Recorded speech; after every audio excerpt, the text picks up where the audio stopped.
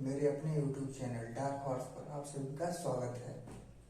तो हम geography NCERT geography class 6 की चैप्टर सेकंड के बारे में पढ़ेंगे, ग्लोब अक्षांश एवं देशांतर के बारे में। तो हम जानते हैं ग्लोब पृथ्वी का जो आकार होता है वो गोलाकार नहीं है, वो ऊपर से चपटी है तथा बीच में क्या है उसका उभरा हुआ भाग होता है। तो इसी कल्पना पे बना हुआ हमारा ग्लोब।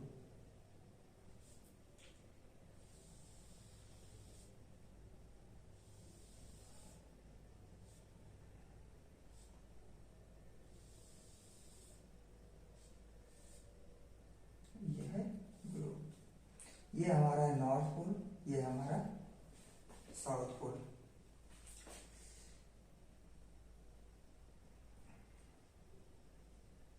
अब ये हो गया ग्लोब। तो ग्लोब क्या है जान लेते हैं।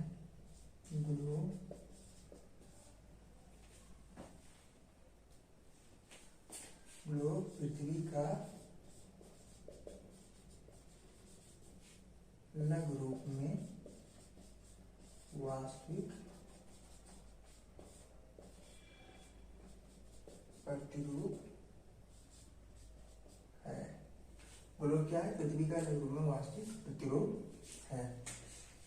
ये एक काल्पनिक रेखा है जिसे हम 0 डिग्री अक्षांश कहते हैं।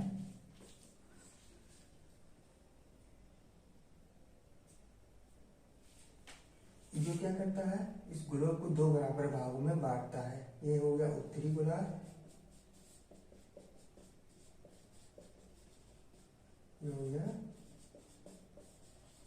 दक्षिणी गोलार्ध। इसको बोला जाता है विषुवत वृत्त। ये कौन सा वृत्त है? विषुवत वृत्त।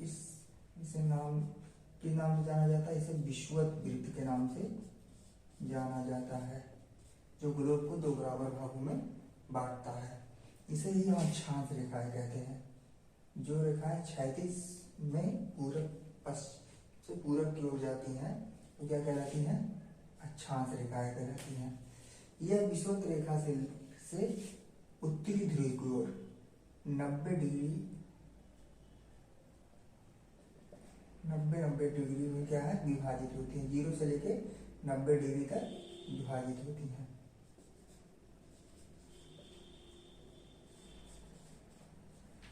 जीरो से लेकर 90 डिग्री तक विभाजित होती हैं। ये रेखाएं परस्पर एक दूसरे के क्या होती हैं? समांतर होती हैं। परस्पर एक दूसरे की क्या होती हैं? समांतर होती हैं।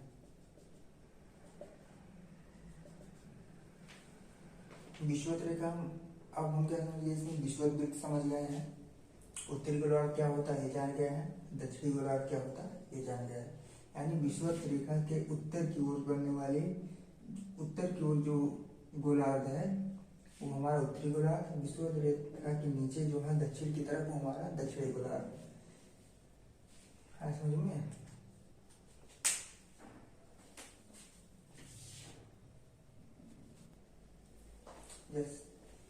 जैसे कि हमने पीछे देखा, हमने पढ़ा क्या? 0 डिग्री अक्षांश रेखा है, उत्तरी गोलार्ध दक्षिणी गोलार्ध पढ़ा और गोलों के बारे में जाना। अब हम कुछ महत्वपूर्ण अक्षांश रेखाओं के बारे में जानते हैं।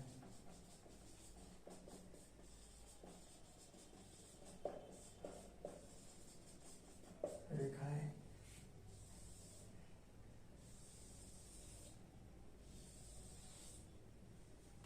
ये हमारा हो गया 0 डिग्री अक्षांश रेखा है। अब ये होगा हमारा नॉर्थ, होगा ये उत्तरी गोलार्ध, ये दक्षिणी गोलार्ध। उत्तरी गोलार्ध में 23.5 डिग्री नॉर्थ, ये हमारा कहलाता है कर्क रेखा। और उत्तरी गोलार्ध में 66.5 डिग्री नॉर्थ, ये हमारा है उत्तरी विषुवत वृत्त। विषुवत वृत्त। और ये हमारा 90 डिग्री जो क्या कहलाता है? उत्तरी ध्रुव, उत्तरी ध्रुव नॉर्थ पोल। इसी तरीके से हम साउथ पोल में आते हैं। 23.5 डिग्री साउथ, ये हमारा क्या है, मकर रेखा है। 66.5 डिग्री साउथ विषुवत वृत्त, और ये हमारा 90 डिग्री क्या हो गया, दक्षिण ध्रुव, दक्षिणी ध्रुव, ये हो गए। तो यानी हमारा साइड 23.5 डिग्री नॉर्थ कर्क रेखा है, 66.5 डिग्री उत्तरी विषुवत वृत्त है। अब ये कुछ महत्वपूर्ण अक्षांश रेखाएं हो गई।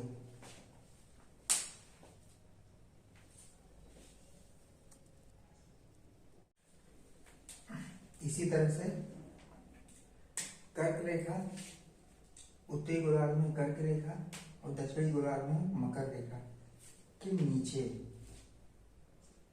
उत्तरी विषुवत वृत्त और कर्क रेखा के बीच का जो क्षेत्र होता है, ये रीजन, मकर रेखा और विषुवत वृत्त, दक्षिणी विषुवत वृत्त के नीचे का जो क्षेत्र होता है, ये रीजन। इस रीजन में जो तापमान रहता है वो मध्यम रहता है, इसे शीतोष्ण कटिबंध क्षेत्र कहते हैं।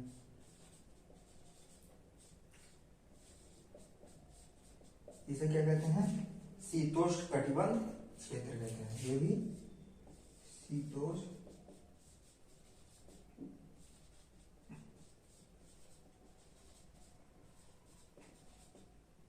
क्षेत्र, ये दक्षिणी, ये उत्तरी शीतोष्ण कटिबंध क्षेत्र।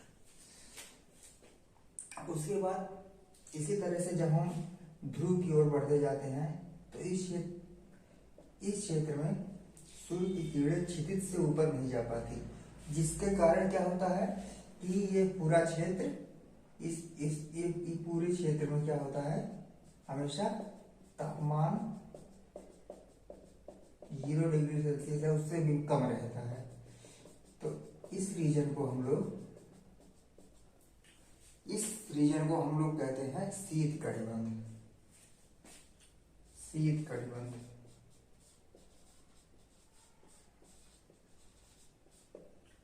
इसे क्या बोलते हैं, शीत कटिबंध।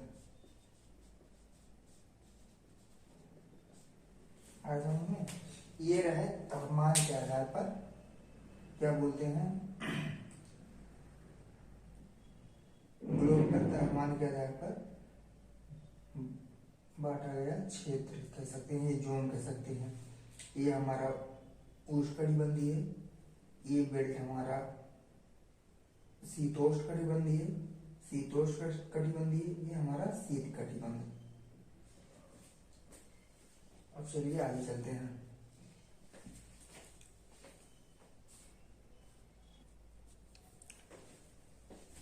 अब जिस तरह से हमने अक्षांश रेखाएं पढ़ी थी, उसी तरीके से हम देखेंगे कि देशांतर रेखाएं क्या होती हैं। देशांतर रेखाएं भी ग्लोब पर खींची गई काल्पनिक रेखाएं हैं, जो क्या करती हैं, हमारे उत्तरी ध्रुव को दक्षिणी ध्रुव से मिलाती हैं। ये रेखाएं क्या होती हैं, उत्तरी ध्रुव से होकर के दक्षिणी ध्रुव के ओर जाती हैं।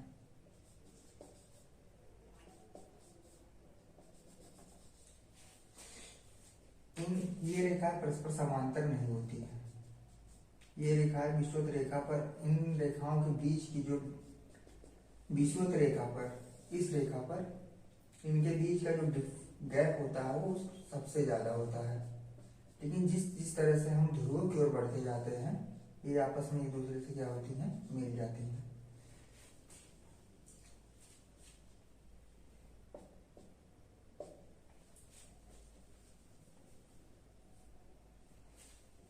देशांतर रेखाओं से हम क्या करते हैं, हम देशांतर और अक्षांश रेखाओं से किसी भी स्थिति का पता लगाने के लिए कि वो पोजीशन कहाँ है और वहाँ के मतलब क्षेत्र के बारे में जानने के लिए इन रेखाओं का बहुत ही महत्वपूर्ण योगदान होता है।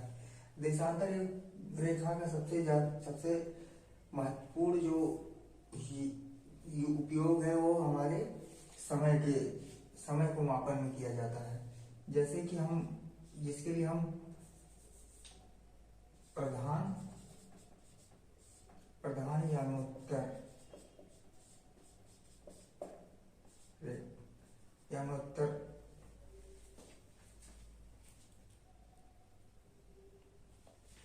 से प्रमुख यमोत्तर कहते हैं। जैसे कि हम इन सभी रेखाओं को 0 डिग्री देशांतर रेखा को हम क्या बोलते हैं? 0 डिग्री देशांतर रेखा को हम बोलते हैं प्रमुख यमोत्तर।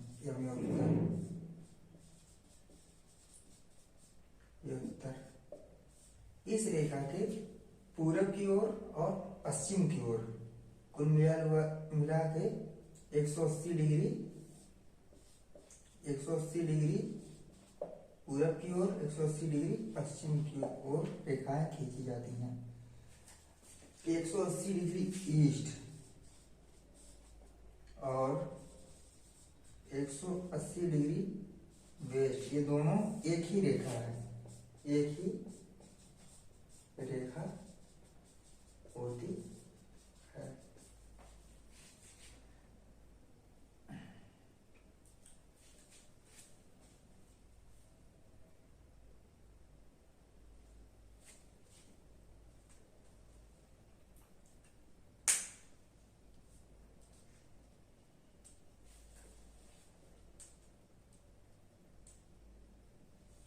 अब हम देखते हैं कि 0 डिग्री देशांतर को प्रमुख यमोत्तर क्यों कहा गया।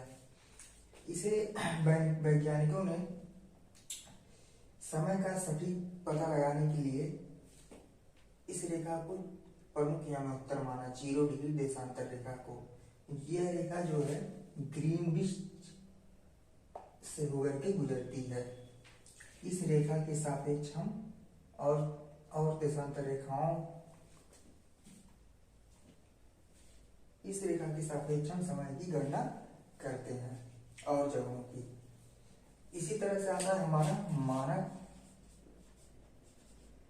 यमोत्तर, स्टैंडर्ड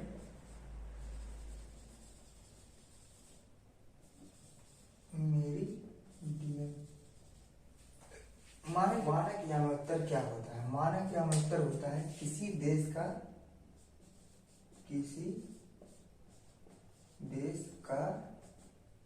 स्थानीय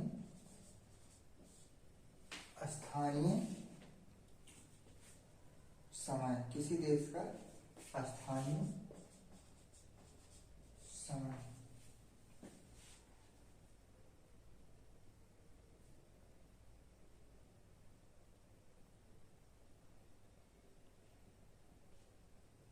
मानक यमोत्तर क्या होता है? मानक यमोत्तर होता है किसी देश के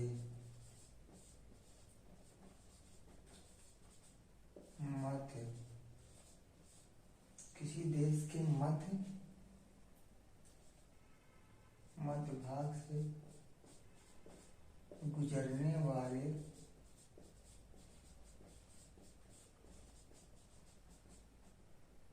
यमोत्तर यानी देशांतर रेखा, यमोत्तर को हम क्या कहते हैं? मानक यमोत्तर कहते हैं। जैसे भारत के लिए, जैसे भारत का मानक यमोत्तर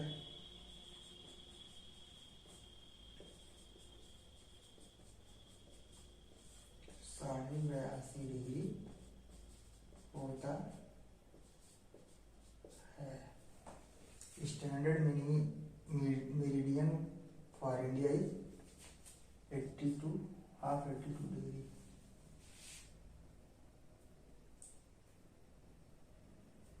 ये होता है बस इस चैप्टर में। अब ये भी तो एक बात और जान लीजिए आप लोग कि जो हमारे ये 0 डिग्री अक्षांश रेखा यानी प्रमुख यमोत्तर है, इस रेखा के जब हम पूरब की ओर जाते हैं तो हमारा जो समय होता है वो बढ़ जाता है। लेकिन जब हम वेस्ट की पश्चिम की ओर आते हैं तो हमारा जो समय होता है वो घट जाता है।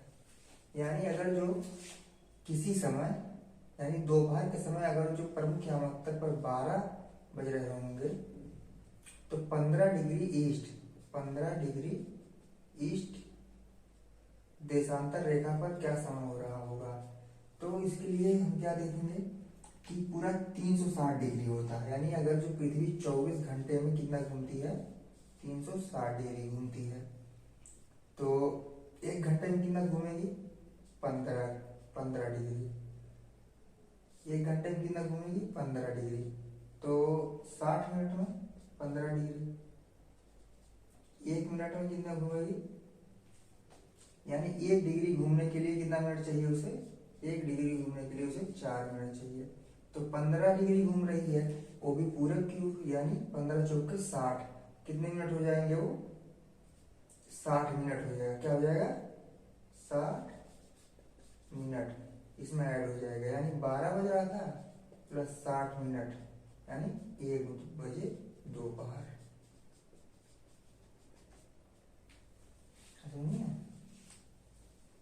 ये चीज है।